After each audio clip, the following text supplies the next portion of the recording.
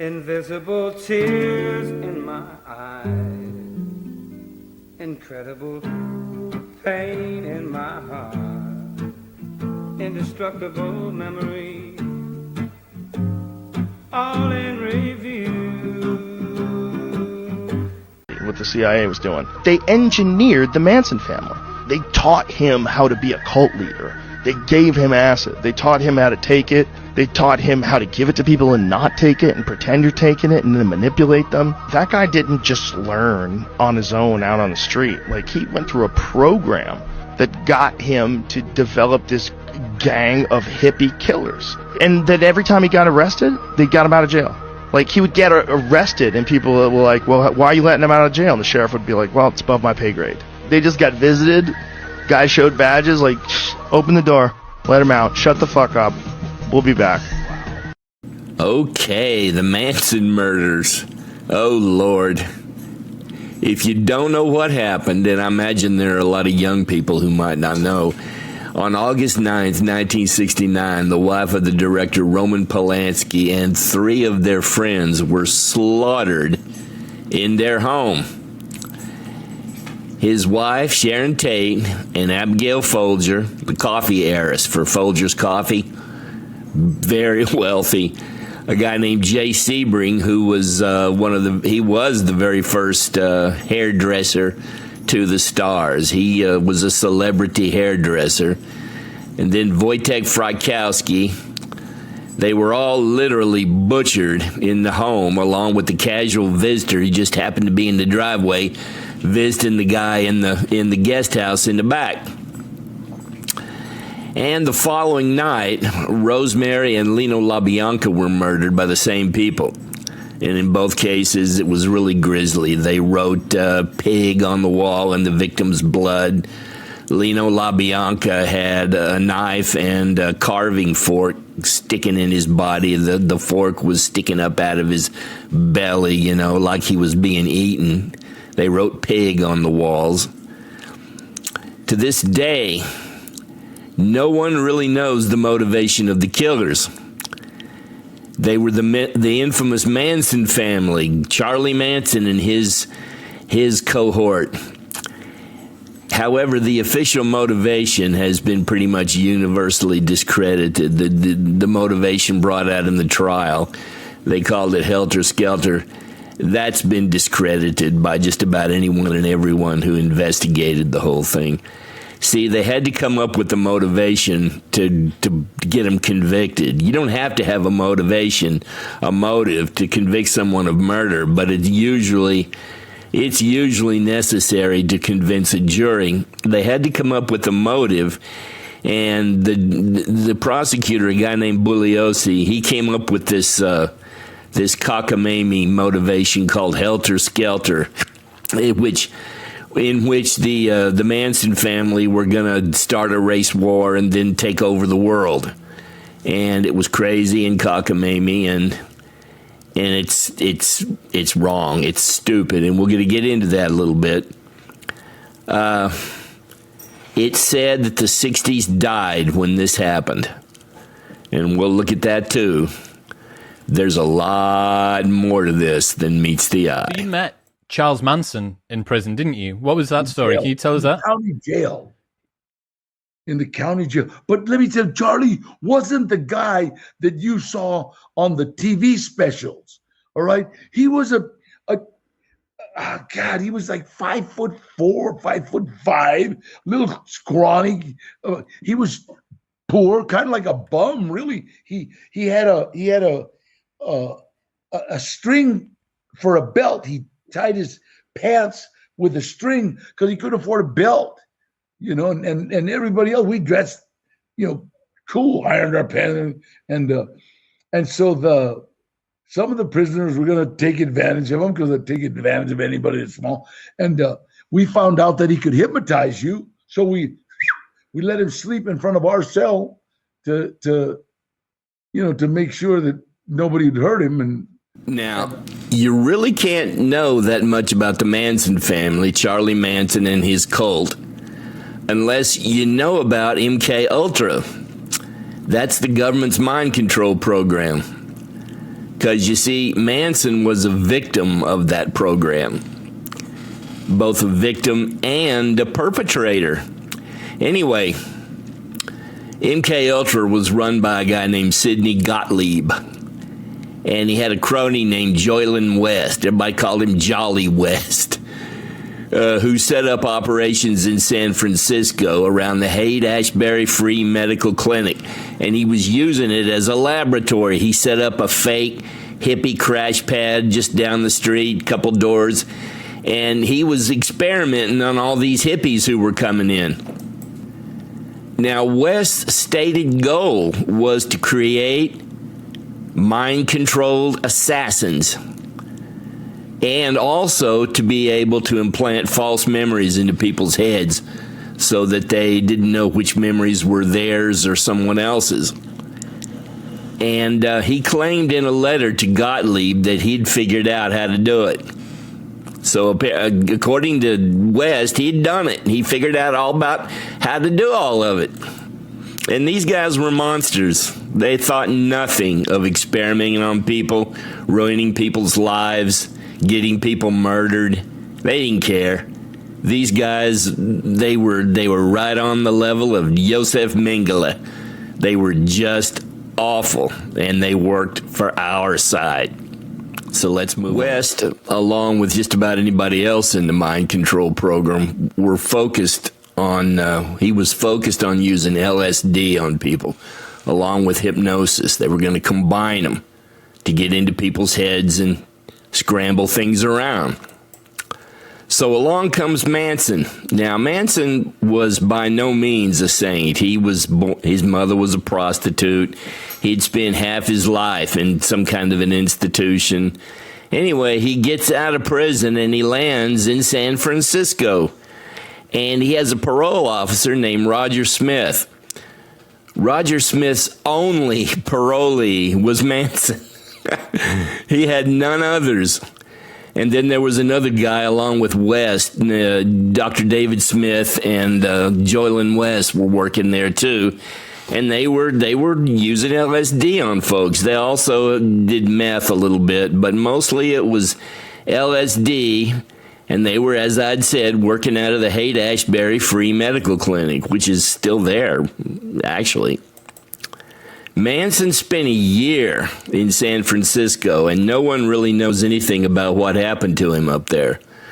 I believe he began to collect his girls for his cult up there.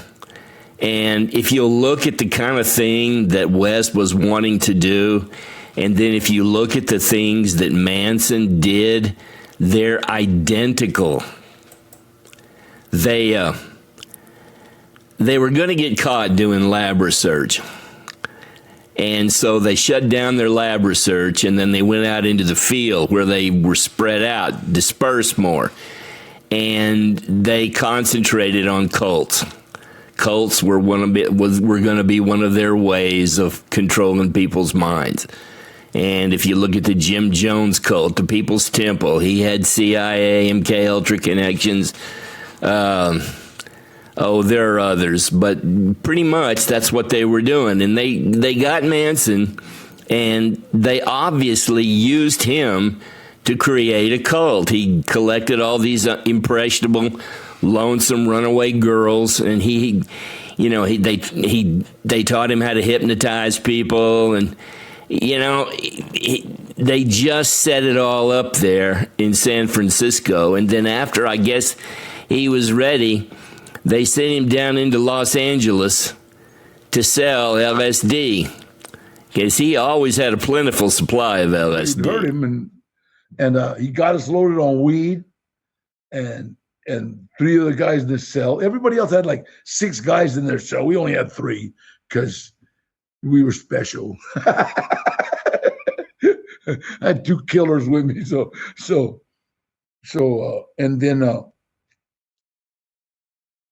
and then he got us loaded on weed, and I said, "Well, get us loaded on heroin." So the 3 of us tried to get loaded. He got 2 of us loaded on heroin.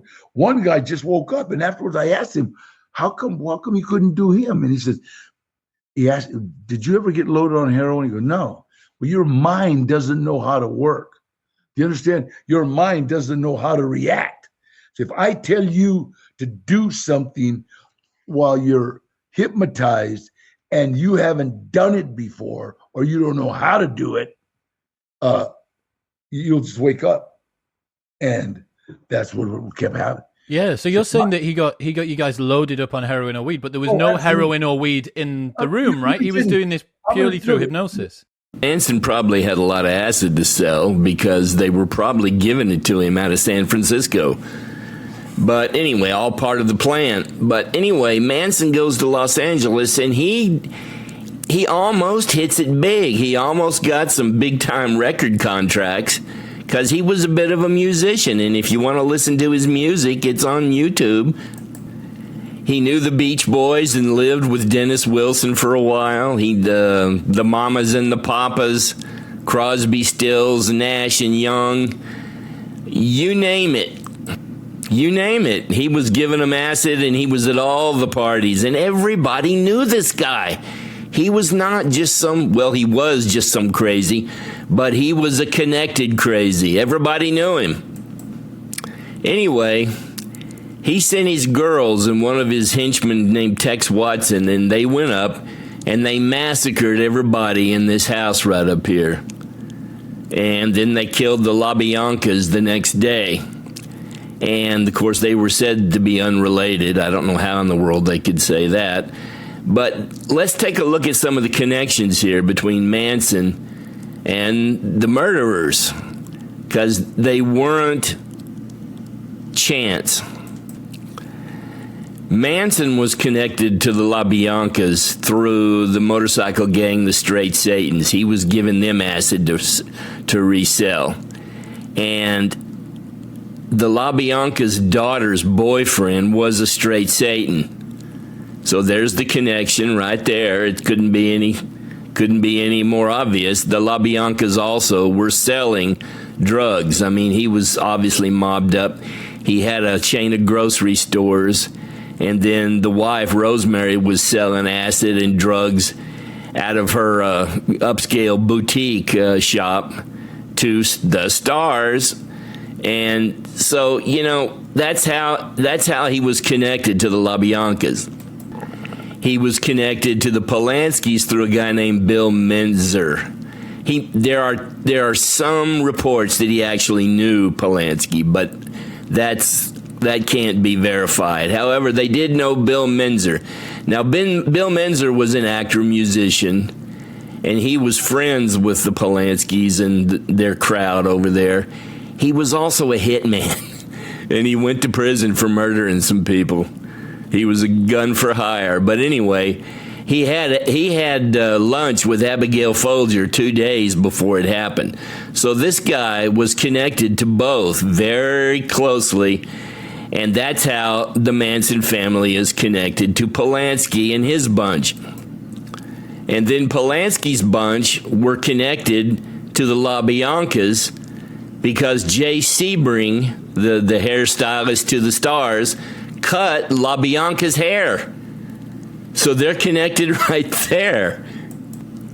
And believe me, there are tons of other connections. There's so many that it sort of masks the overall picture, because there's so many trees that you can't see the forest.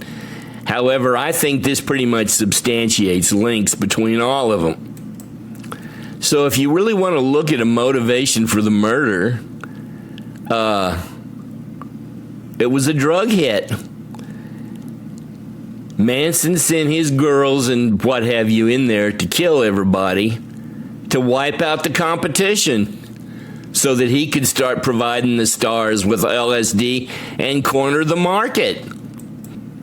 And that kind of plays in with the MK Ultra angle as well, because the guys running the MK Ultra program back in San Francisco probably wanted him to be providing the stars with acid, because that might have also been part of an overall experiment on controlling people's minds, because after all, how best to control an entire society than with people like famous celebrities. And of course you see that today with celebrities endorsing presidents and what have you, and and people being stupid enough to listen to them as if a celebrity knows anything. There's a line in this book called Chaos where he was researching, the guy, Tom O'Neill, was researching the whole thing, and he was speaking with someone, and he said, do you think this whole thing might have been an MK Ultra action that went wrong? And the guy he was talking to, the expert, looked at him and said, no, I think it was an MK Ultra action that went right. But anyway, that's basically it. That's what I think. It looks pretty obvious to me when you break it down to its simplest form. And all these links and connections, they were glossed over by the police. The district attorney who wrote the book Helter Skelter, he glossed over all this shit.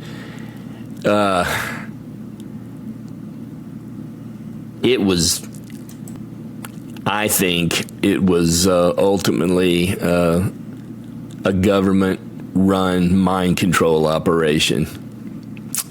So there you have. I forgot to mention, from San Francisco down to L.A., these people kept getting arrested, the Manson family, the girls, him.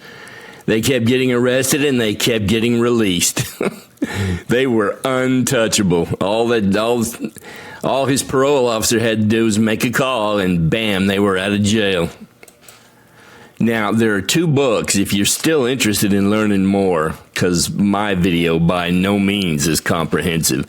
There's one called Chaos by a guy named Tom O'Neill, and it's probably the more famous. There's a really good interview of him on Joe Rogan podcast. And then there's Dave McGowan's Program to Kill, and it goes into a lot more detail. Chaos is written better than Program to Kill, and his sources are a lot more solid. He doesn't write about anything that he doesn't personally have documentation to back up. Program to Kill, it's been criticized for not really substantiating its sources quite so well.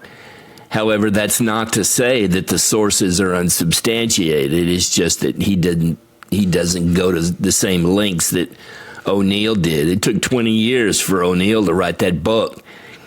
And, you'd think that in 20 years he'd have had more information than he did. So he was very circumspect about what he put in there. Program to Kill is a better book, I think. And he shows in that book the link that a lot of these serial killers have to larger organizations. For instance, Manson had a link to an organization that also had a link to David Berkowitz and Henry Lee Lucas, cults, and in the CIA. It's a better book.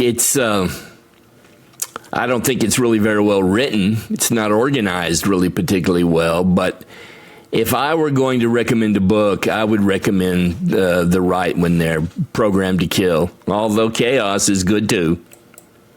Be careful, though, because getting red-pilled, it sucks you down a rabbit hole that seemingly is bottomless.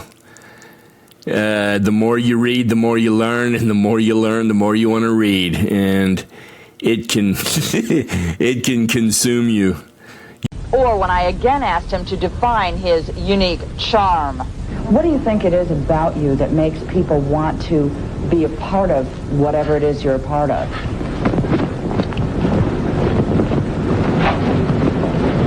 I'm brand new. Everything I do is always brand new. I'm on the premise of reality. I walk a real road.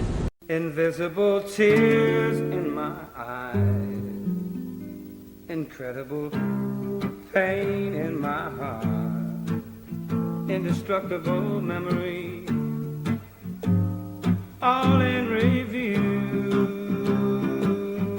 Impossible though things may get, improbable I will indelible memories of sweet lovable you. You're back again, and I'll take you in. Although I'm only seeing pictures of the past, those arms are not real, but somehow I feel if I just close my eyes, then maybe this might last. Invisible tears in my eyes, incredible pain in my heart, indestructible memories, all in review. Impossible though things may get improbable, I will forget indelible memories, incomparable memories, indispensable